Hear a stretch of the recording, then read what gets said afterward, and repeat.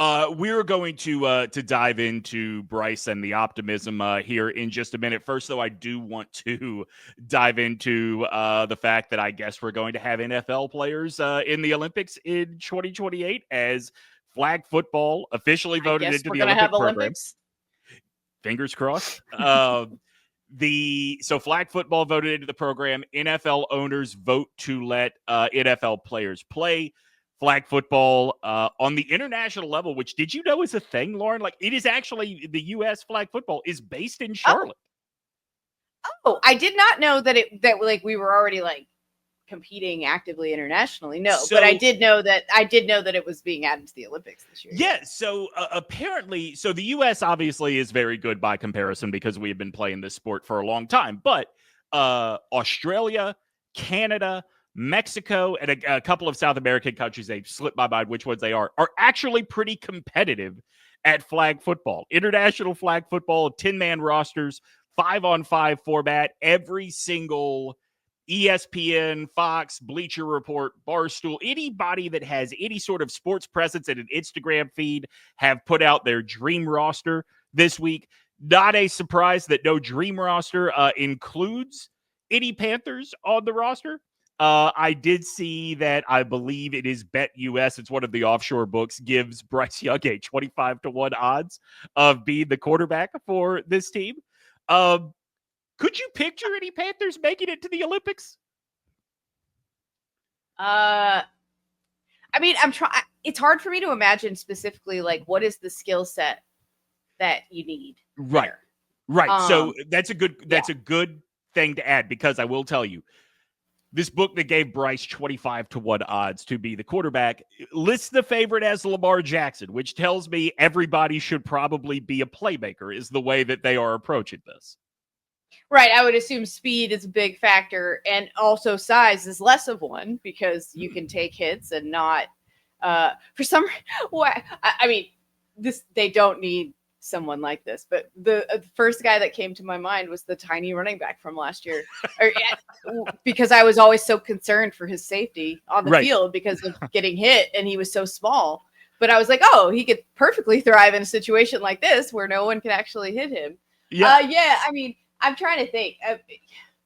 I guess you say size is not a factor. I do think Tetairoa McMillan might be something that the U.S. could have that a lot of other countries could not. That's a good point, but I think in this, I think the best thing you could do in flag football, my assumption is to not be caught at all, right? Like, so we're like Tetairoa can box out and get catches over people and things like that, but what good does it do if your DB is right there to just rip your flag right off?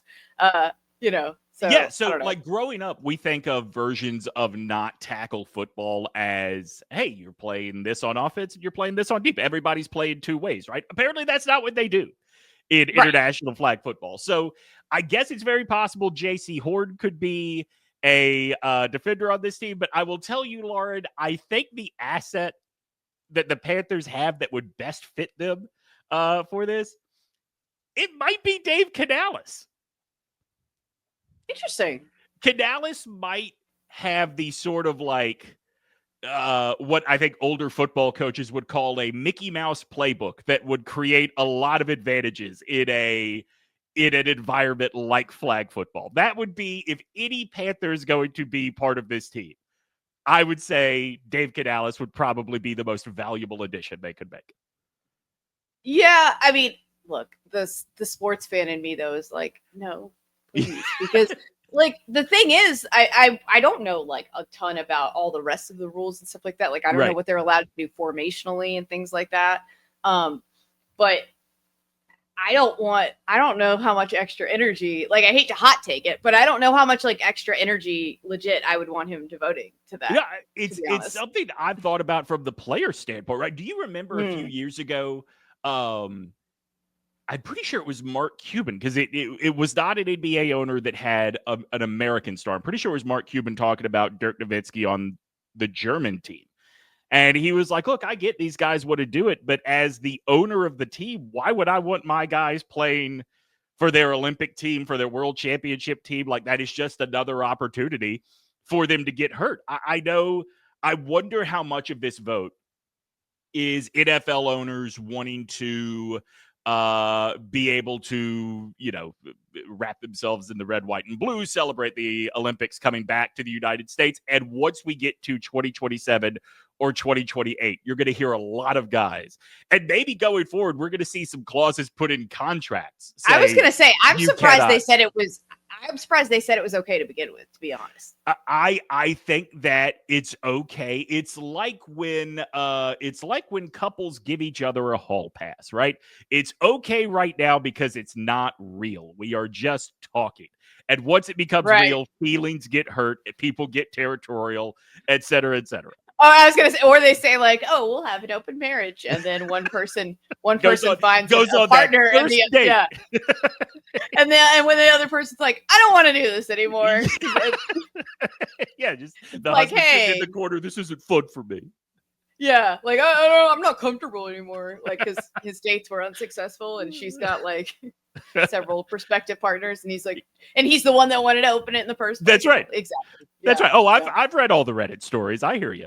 The second sports podcast festival coming to the Rialto in August. August 23rd is the date. You can get tickets right now at therialto.com or at eTix. There is also an option. There are a couple of options. You can get tickets just for the show, which includes Split Zone Duo, Ovius and Gilio, and Big Screen Sports, who Lauren will be on stage with that night. So you can get tickets just for the show. You can get tickets for the show as well as secure your show shirt, again, made by Home Field Apparel. This year we are going with a long sleeve t-shirt. The design is very silly, made by our friend Anna Casano at Sound Off Hi-Fi. I really like it a lot. So you can buy a ticket that secures your shirt, or you can buy one ticket that gets you into the Sports Podcast Festival on August the 23rd and Balls versus Cancer starring the Sklar Brothers on September 19th. You can find all of those at etix.com or therialto.com. Come help us grow this tradition in Raleigh for week 0 of the college football season. Of the college football season.